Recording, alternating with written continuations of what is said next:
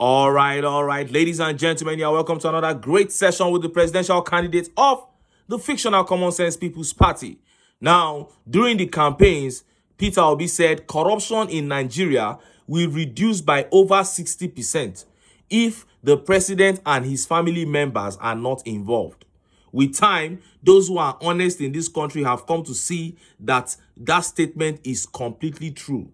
A careful study of the time of Buhari to this time of TINUBU will reveal that these guys are the major architects of corruption in their regime, because your body language as the president is what the people you hire will consider when discharging their duties.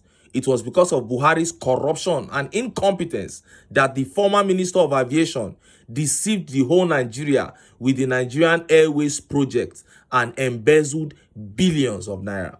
It is because of Tinubu's corruption that his chief of staff could put together a delegation of 1,411 persons to travel for the climate change summit in Dubai. 1,411 useless people, including touts and call girls like Toke Makinwa, all on government expense. Now, the biggest corruption of Tinubu has been pointed out in this video by SANUSI, LAMIDO SANUSI.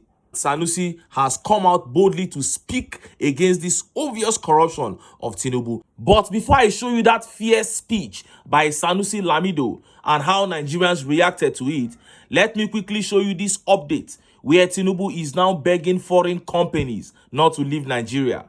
When the likes of GSK and P&G left, some Tinubu supporters said it was the foreign companies that lost. But seeing that the economy is collapsing right under his nose, Tinubu has now resorted to begging more foreign companies not to leave. Look at how the papers reported it. We need each other. President Tinubu begs multinational companies not to leave Nigeria.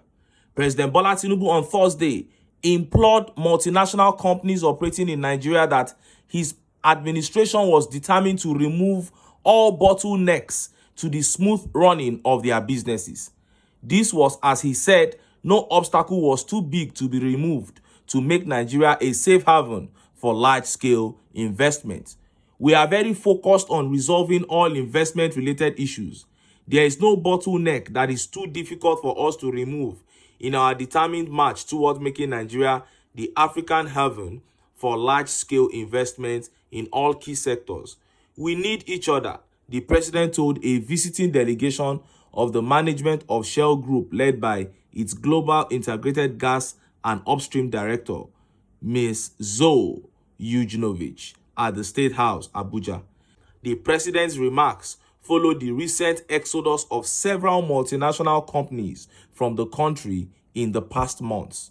Sahara reporters had on Thursday reported that the presidential candidate of the Labour Party in the last general elections, Peter Obi, decried the exit of multinational companies from Nigeria, with the latest one coming from Procter & Gamble, P&G, the world's largest personal care and household product company, makers of iconic brands like Pampers, Gillette, amongst others, had on Tuesday announced its plans to transition from local production to solely importing its products as it winds down its on-ground presence in Nigeria.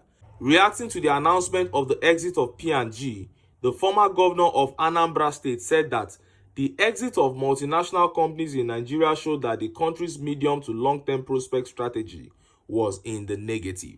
And look at how Nigerians reacted. Look at some of the tweet reactions. This tweet here says, "Who on earth begs companies? The actual begging should be providing enabling environment for them to thrive. That is it. But your policies are up and down because you don't know what to do." And this tweet by Maria says, "When you steal something that is not yours, the world will isolate you. Nobody wants to associate with a thief." That is what is happening. And this tweet here says, "Is it begging that will put profit in their account? What kind of nonsense is this? Why not do the right thing? Stop looting and stop your cronies from looting. Simeon, under your illegitimate government, stacked 50 luxury cars and were recovered. So many bad things happening with which you engineered, and you are begging multinationals. Shey na begging them go chop. You ma don't talk, say no be statistic we go chop. And this tweet by Adewale Damilare says, it is not about begging but acting right. It is really sad to see them living, as it is a slap on our image. President Tinubu should work on making environment friendly for citizens and experts for business to thrive. He cannot do it. He does not know what to do. And this tweet here says, we need each other, yet you keep implementing kangaroo kind of economic policies. I don't just understand this Oga Pablo and his cohorts. And Lanky here says, from begging investors to come and invest in Nigeria to begging investors not to leave. It is so funny. They said he travels up and down to beg investors to come and invest. Somebody who cannot provide the conducive, the right environment for the foreign investors that are already on ground, how is he going to convince new ones to come? Is that not a joke? Now, let us look at the speech where LAMIDO Sanusi indicted Tinubu. See the video. Let me advise that this idea of the president being petroleum minister is not a good idea. The last president was Minister of Petroleum for 8 years. When I was governor of Central Bank, we had a petroleum minister. So when I talked about NNPC, I could attack Dizani. Now nobody can talk about petroleum because 8 years, if you talk, you're attacking the president. We need that buffer. Somebody has to be there. So a minister has to be there who is held accountable by Nigerians. Why is NNPC not able to bring in dollars? I'm sorry, this is the question that cost me my job. I will continue asking this question until NNPC is fixed or until I die. Where are the dollars? We need to shine light on NNPC. The finance minister cannot tell you that today, this is how many barrels of oil that we produce and exported. You can only rely on NNPC telling him. Those barrels are revenue. They belong to finance.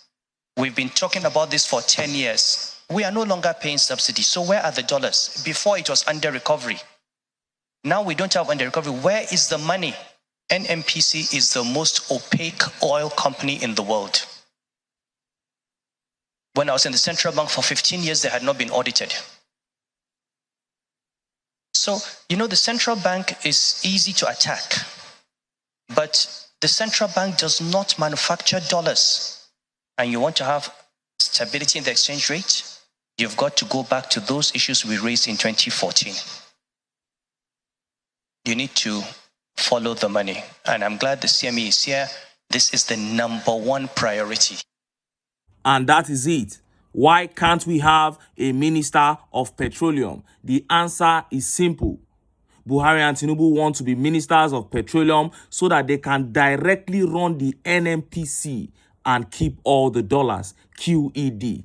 It is all about the dollars for the APC. But look at how Nigerians reacted to that video. Look at some of the tweet reactions. This tweet here by Simon says, Nigerian press always waiting for people to do their job for them. For 8 years, all of them were afraid and couldn't mention the fact that former President Muhammadu Buhari made himself the petroleum minister, only for them to start talking trash now that LAMIDO Sanusi has mentioned it. Twe! And this tweet here says, the criminals are withholding the money. There is no country that suddenly turns good.